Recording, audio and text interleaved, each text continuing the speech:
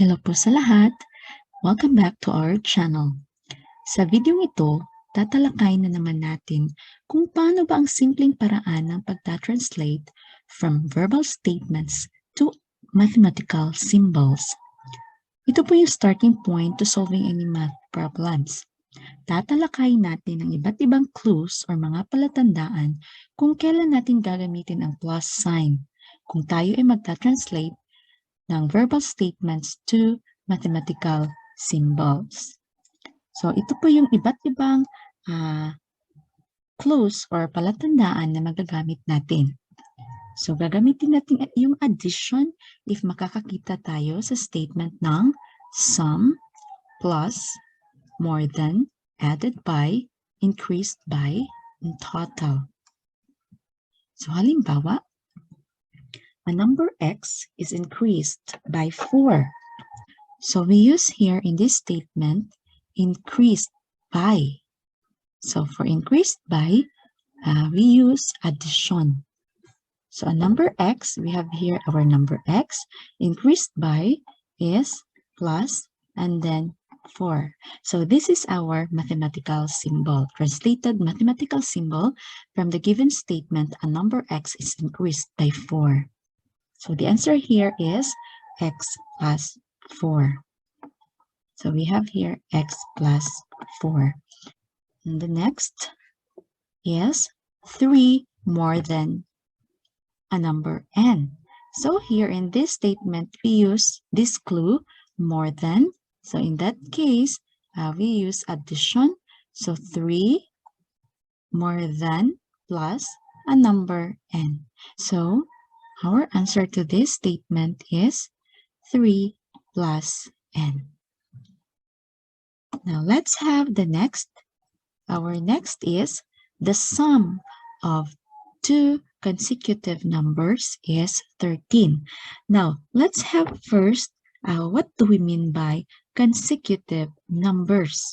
So we mean consecutive numbers, yung dalawang numerong magkasunod. For example, we have 3, 4. So 3, 4 are consecutive numbers. Another one, 6, 7.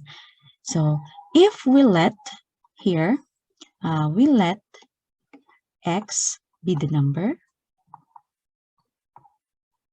So the number. So our next number is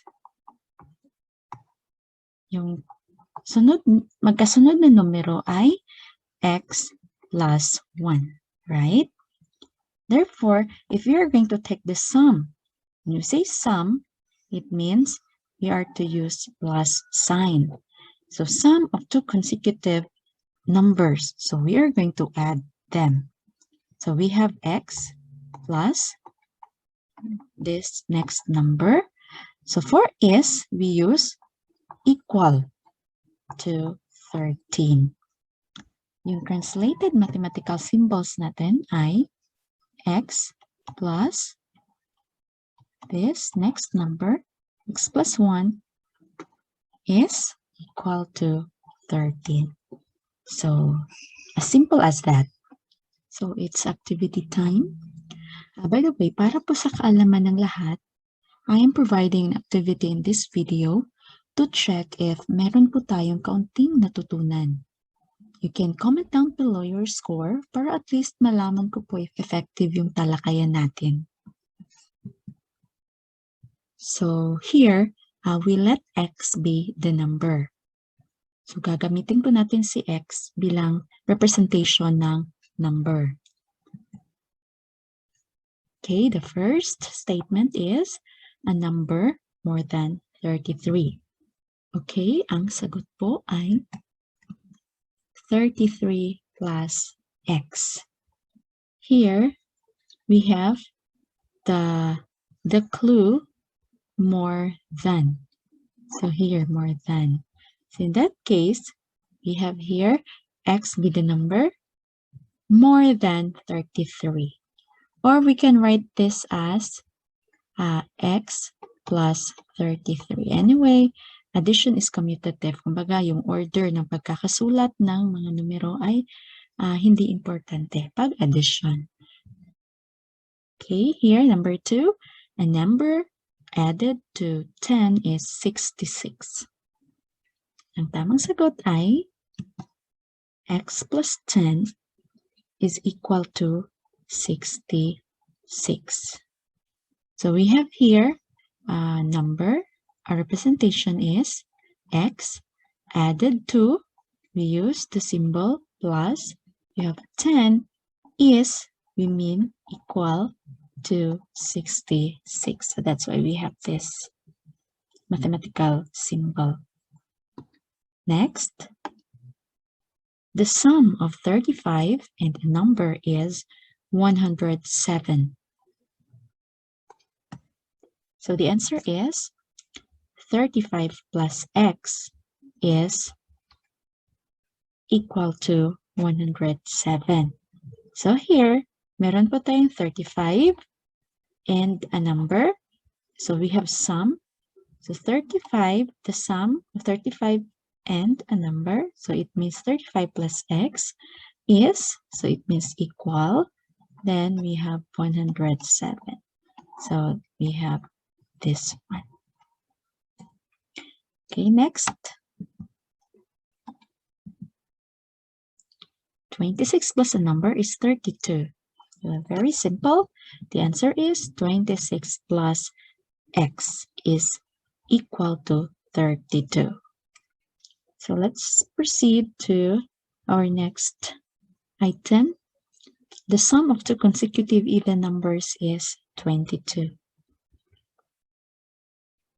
So the answer is x plus 2 is equal to 22. Now to answer this one, we need a representation of consecutive even numbers. Now when we say even numbers, we have 2, 4, 6, 8, 10, and so on. So these are our even numbers. Now if we represent this 2 by x, so how to represent 4 using a number x? So of course, 4 can be derived by using this representation, x plus, if x is equal to 2, so 4 can be represented as x plus 2. So kumbaga, 2 plus 2 is 4. So if x here, if 6 here is x, so how to represent the next even number? We can represent it by x plus 2 also. Follow? If x is 6, so 6 plus 2 is 8. So we have here two consecutive even numbers. We also have here two consecutive even numbers. As you can see, the representation, we have x for the first even number. So this is first even number. And then this x plus 2 is our next even number. So again, if we use 4, 6 as our two consecutive even numbers, this same representation will do. So here, we're talking about the sum of two consecutive numbers. So in that case, we're going to add this to representation. So that's why we have this.